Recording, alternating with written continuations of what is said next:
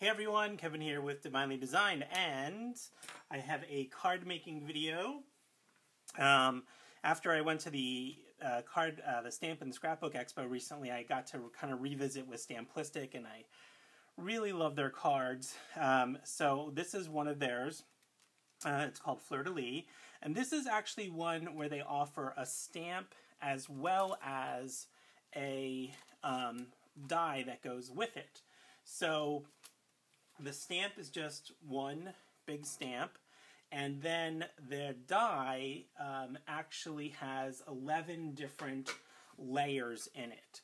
So what I'm going to do is make a very dimensional card with this stamp set. I've already kind of stamped and cut everything out. I stamped it with Versamark and then embossed with some rose gold embossing powder. This is from the Ton. I'm using kind of a gray color scheme along with some glitter paper that Stamplistic also sells, Miri Sparkle Variety. This one is the color that's called Desert Sand. So it's kind of like a rose gold, so I thought it went well with that rose gold embossing powder. And then I'm using black, a dark gray, and a light gray. To go over, so what I did for this is on an 8.5 by 11 sheet of paper, I cut it in half, and for each of those halves in each color, I stamped the stamp twice and embossed it. Okay, so each one of these colors, so you're going to stamp the stamp a total of 6 times and emboss it. And then I cut out different layers, and with the glitter one, I didn't do any embossing, I just cut them out. To kind of go over the layers from biggest to smallest, this one is done in the lightest gray, so that's going to be my bottom. Then the next layer is done in black. The next one is in my dark gray. Then I'll have circles, one in the glitter paper, and then back to the lightest gray. And then the next layer will be kind of a cutout around the Fleur de Lis itself, which will be in black. Then just the Fleur de Lis stamp, which is in the dark gray. And then finally, the little pieces that will go in the middle of this Fleur de Lis here are in that glitter paper, and those are the different layers. Now, I also have already put on the back of my stamps, back on my cutouts, some pop dots and some foam tape. Now, not every one of them, the circles and these, don't get any foam dots on them. You're still going to end up with a super dimensional card. And then I have some Swarovski crystals that we'll put on a little bit later. For my card base, I'm just using a white 5x7 card base that I put a 5x7 black panel, and then on top of that I have a 6 3/4 by 4 3/4 piece of dazzling diamond paper. This is a Stampin' Up product.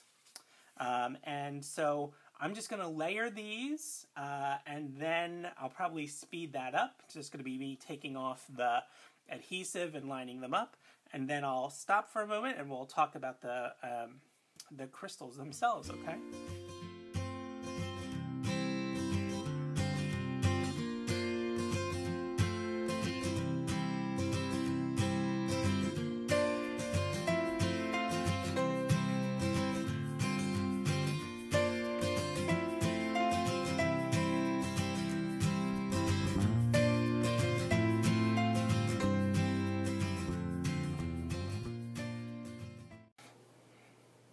Okay, so there we have it.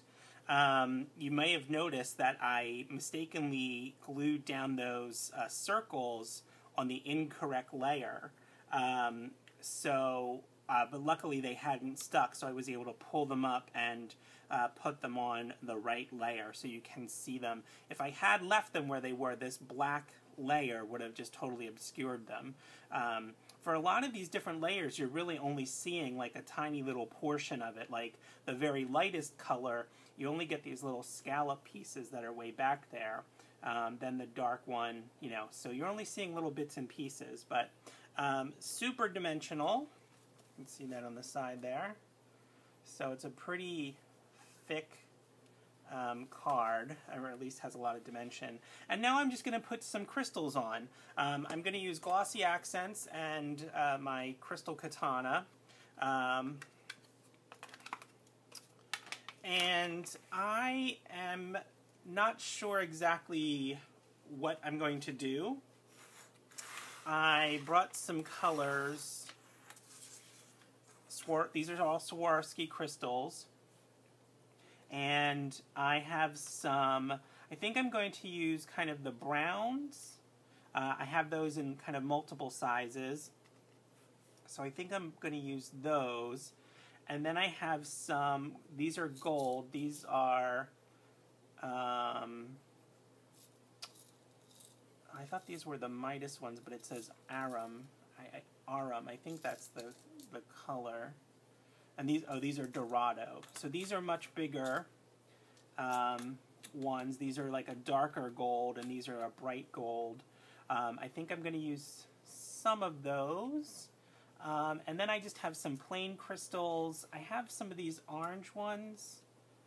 I don't think I'm going to use those, but again, I'm going to speed this up because it's just going to be me sort of playing with where I think I'm going to put the crystals. So, okay. Actually, I have to open these little containers first. So, all right.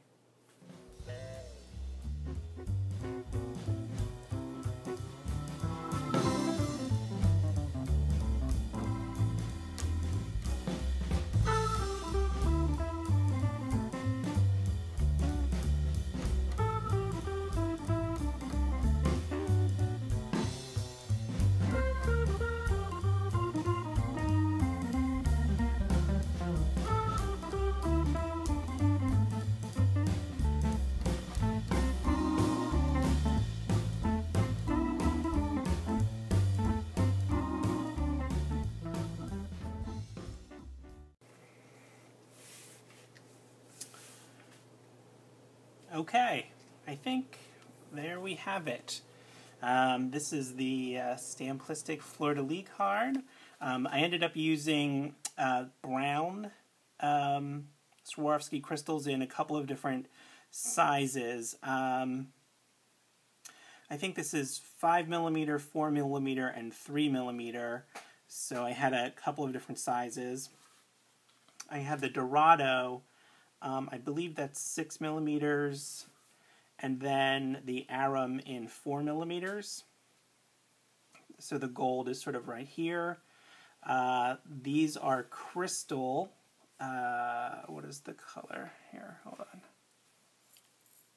I think they're just called crystal.